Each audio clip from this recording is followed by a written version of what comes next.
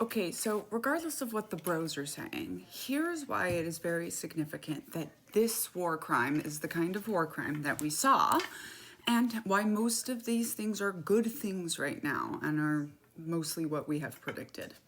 Okay, so if y'all will recall, when the most unqualified person to ever hold Secretary of Defense became the Secretary of Defense, I said we are very likely going to see some things like misusage of classified information, hashtag Signalgate, or war crimes, right? That's literally why you shouldn't take the job of the Secretary of Defense when you don't know anything about the military, because you're likely to do the war crimes, right?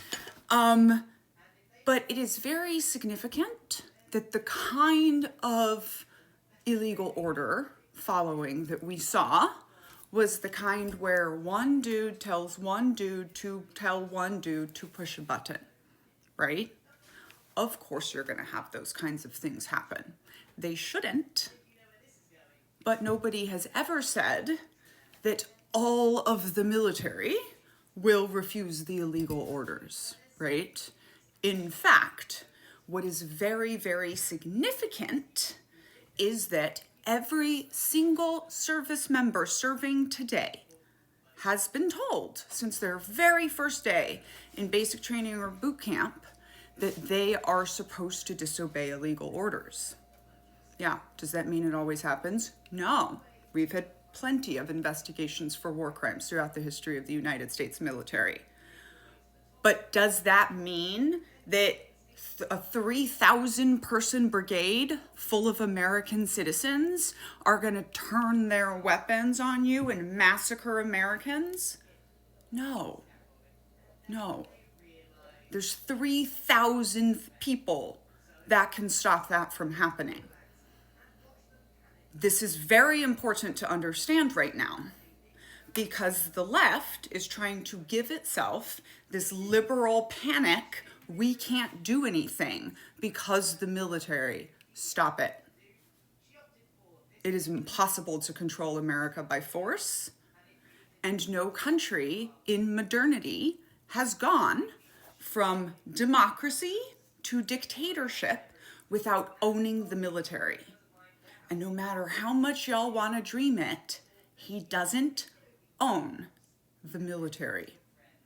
I've written 2 books about this, which is the military being a cult, right? This is my first book about growing up in the Children of God and then going into the cult of the US Army.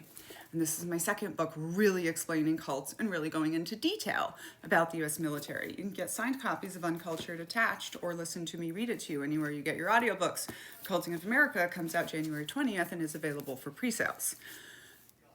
In Culting of America, we talk about how a cult can be led by a person, but also by an idea. The military is a cult led by an idea.